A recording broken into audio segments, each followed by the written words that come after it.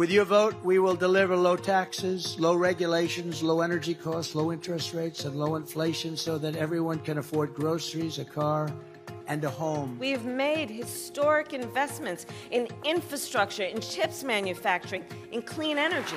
And as President of the United States, it will be my intention to build on the foundation of this progress. With about a month to go until the 2024 presidential election, investors are bracing for potential volatility in the markets as uncertainty looms over which candidate will win in November. It's really important that everyone remembers there is a lot of noise, there's a lot of volatility around elections. One way to think about the upcoming election is to look at a portfolio and consider, okay, what are possible sectors that could benefit the most?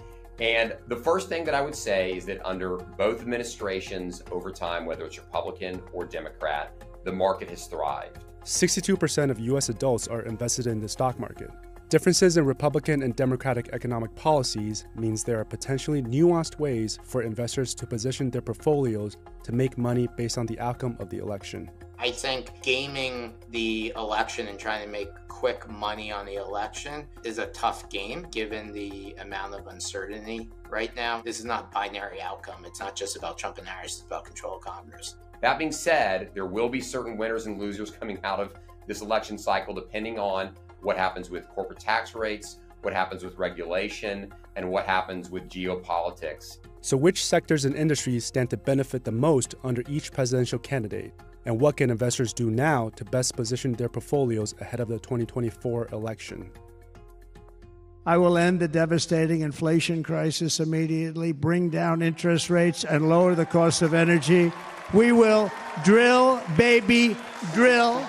A victory for former President Trump in November will likely mean favorable conditions for the market. Trump has made it pretty clear that he wants lower rates. He wants to be friendly to the market. He wants to be friendly to certain sectors. You'll see a rollback in regulation, and some of the existing regulation that's pending will get neutered or fall by the wayside. We'll have a less repressive regulatory environment, and you'll see companies more likely to engage in M&A without having that overhang of the regulators coming in and blocking transactions. The biggest beneficiary, which is deregulation, M&A, regional banks doing better, that's small cap stocks. If you look at after Trump was elected in November 2016, small caps in those initial months really performed well, doubled the performance of the S&P 500. During his administration, the performance was right in line to slightly below large caps, but we didn't have this really wide performance disparity that we're seeing now between the mega caps and everything else. Trump's recent embrace of crypto could also translate to a boon for the industry during his second term. Trump has done a 180 on crypto. I think for him it's very transactional. He himself wouldn't care as much about it,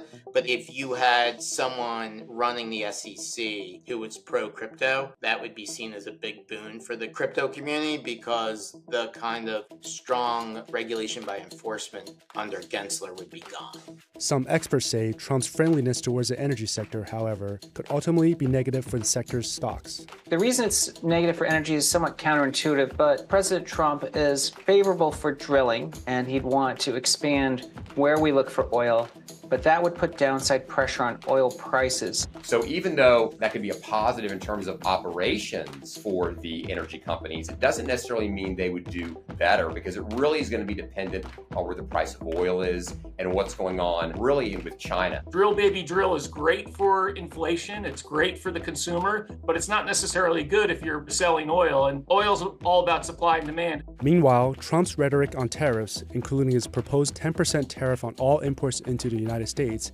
and a 60% or higher tariff on Chinese imports, could hurt large cap companies, while some investors say provide opportunities for small caps and other emerging markets. Any kind of company which has got a large international revenue exposure, and they're typically those larger companies, they probably stand to lose the most, because if there is any kind of very significant tariff either against China, Europe, or any other country, those companies with international revenues, of course, are going to be more hurt than the companies which are more domestically focused.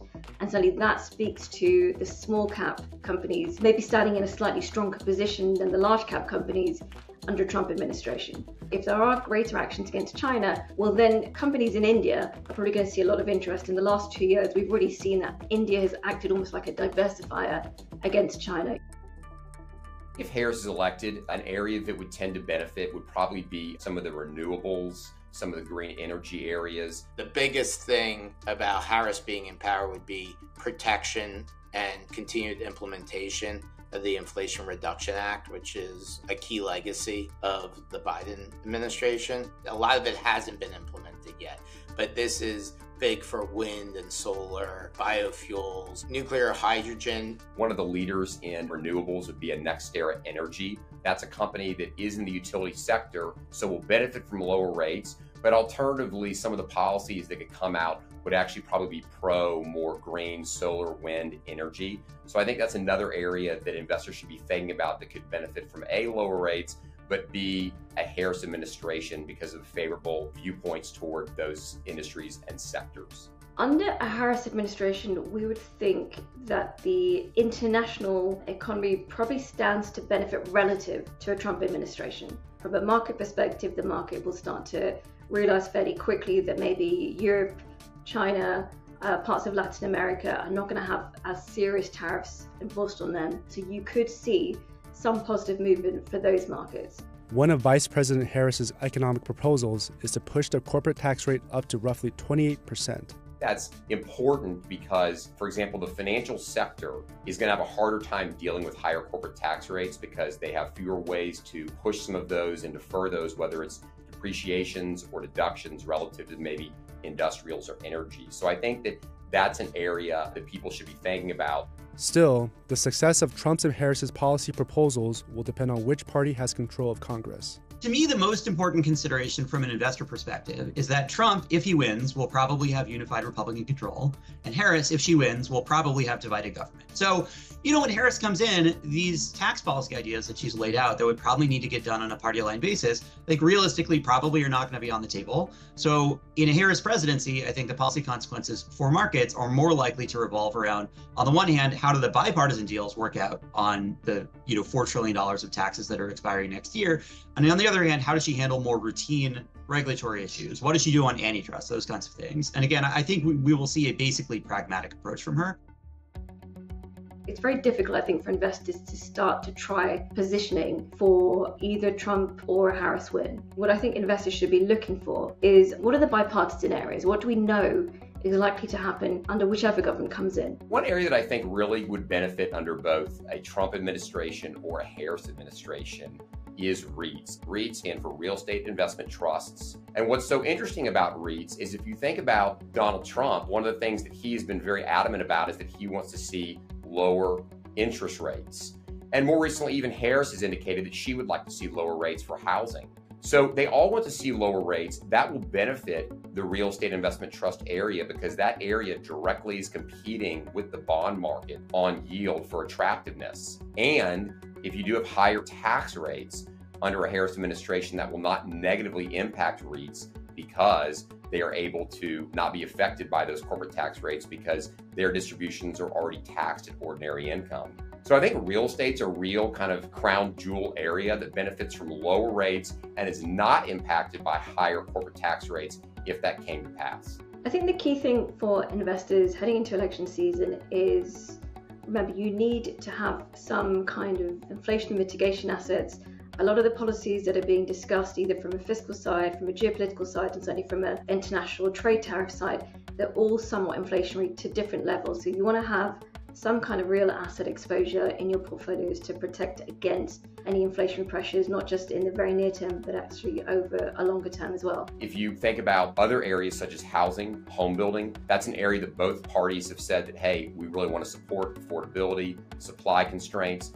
So I think that's another area that investors should be thinking about that will be supported. Meanwhile, both big tech and big pharma are two sectors likely to remain under scrutiny in Washington during either administration. The scrutiny of big pharma and big tech is not a Republican or a Democrat issue. They're populist issues. People are concerned about the power of big tech and data privacy and issues like that. And so you're seeing scrutiny of them.